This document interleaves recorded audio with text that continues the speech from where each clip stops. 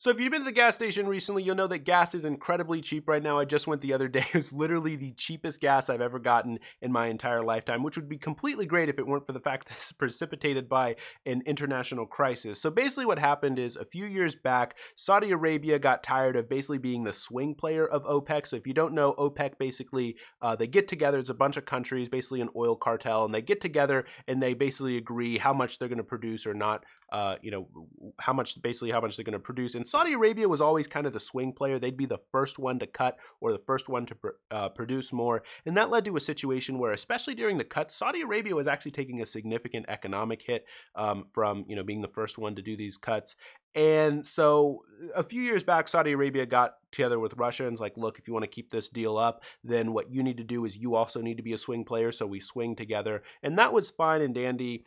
Except for the fact that now with the pandemic in China, there was a massive need to cut, and Russia was like, no, we're not cutting, or, whatever, we're not going to cut. And so Saudi Arabia did a complete power move, surprising everybody, and just pumped out as much oil as possible in response to this to expand their market share. And so that led to a situation where all the other countries need to pump out as much oil as possible so that they don't lose market share to Saudi Arabia. And so basically it became a massive game of chicken where everybody's hoping that the other person blinks first and cuts back, so that, the other person takes the hit. And so basically everybody's just pumping out oil. And right now we're in a situation where there's so many countries who aren't able to produce at market value, who the production cost of their oil is higher than the market value. And so tons of oil is being stored in tankers, in literal trains. Like there's videos of trains just being completely filled with oil, like car after car after car. And they're just parking or driving around these trains with tons of oil, like basically in circles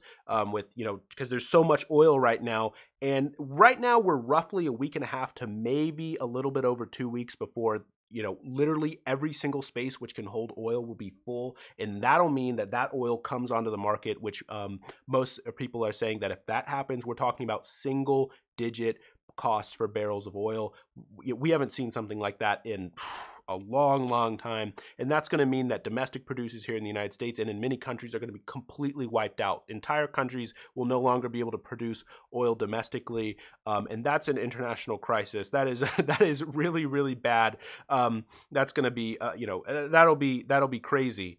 And so OPEC just got together on Thursday to try to, have some kind of deal, try to have some kind of negotiation, try to figure this out. And it was actually pretty dramatic. So Saudi Arabia and Russia came in and they were like, you know what? Okay, we are willing to cut back, but and here's the but. Other countries, you also need to swing with us too.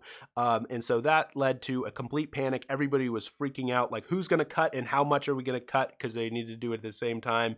And Mexico got so mad about this and they just stormed out of the meeting. They left, although it was digital, so they just but I'm sure it was really dramatic in its own way. Mexico decided to leave the meeting, and that, of course, led everybody to scramble even more, like, oh my gosh, there's going to be no deal at all. What's going to happen if Mexico isn't on board? And so there was pressure. Well, Mexico got back on board on Friday and was like, okay, we're willing to, we're willing to cut back some, but they said, okay, well, we'll cut back 100,000 barrels a day. That's our, best we can do. That's the best we're willing to offer for about a month. Although there's also debate about what was meant by a month, because some of them are saying, well, when we said month, we meant 28 days. And then some are saying, no, you need to be 31 days. And then others are saying, well, okay, it'll be 30 days then.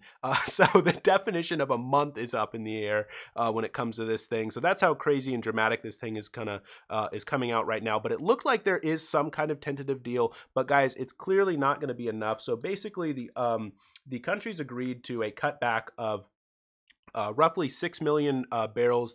Not Saudi Arabia and Russia agreed to a cutback of about 6 million barrels.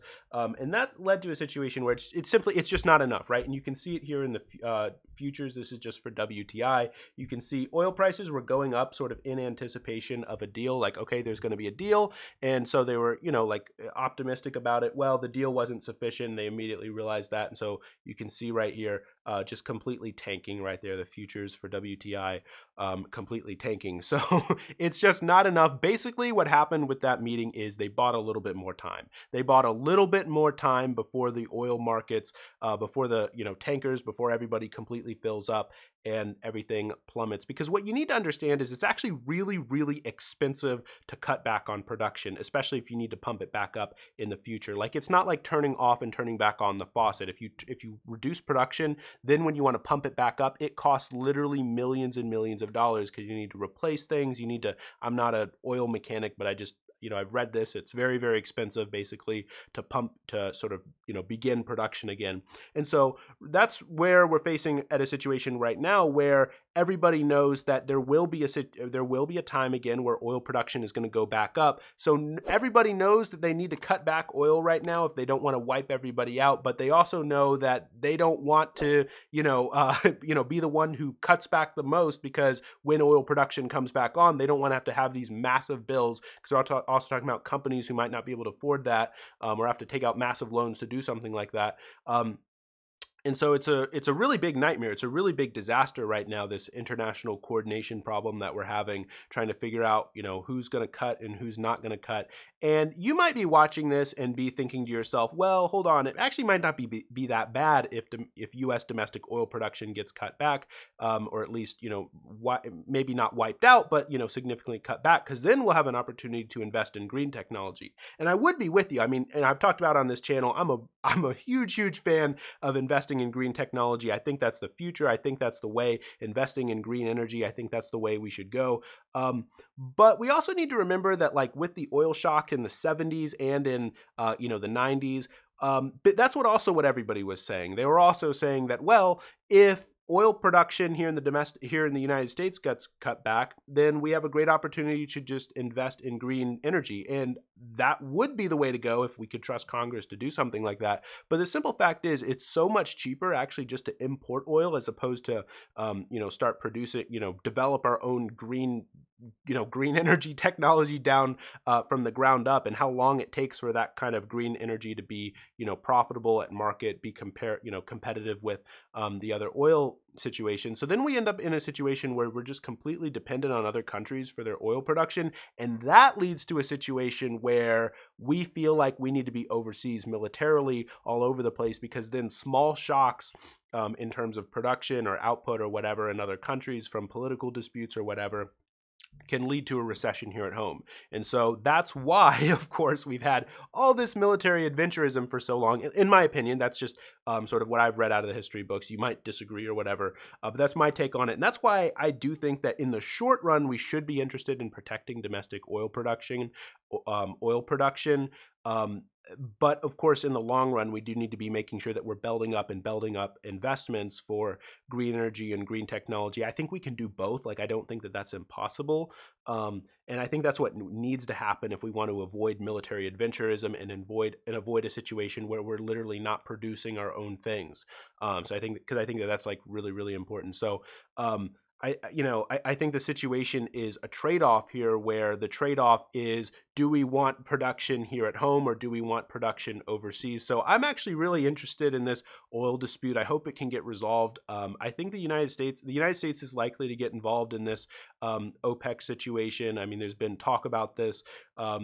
Really, since this whole thing started, the United States is going to get involved, because the United States has been producing significantly more oil in most recent years. So the United States is very likely going to get in some way involved in this situation. There was reports not too long ago where Saudi Arabia and Russia were asking the United States to get involved in brokering some kind of deal. The United States is probably actually already involved to some extent, but probably will get more so involved as this thing progresses, especially if it becomes increasingly clear that the OPEC deal didn't buy us even as much time as we initially thought that it bought us, because it might, it's really maybe bought us a week and a half in terms of before oil prices completely collapse. So we'll have to see how this thing plays out. I really hope that it can get resolved. I hope that we can avoid a situation where we're having mass layoffs from oil industries, and also a situation where all of the oil assets are just getting seized by the big banks, because that's also not a pretty picture.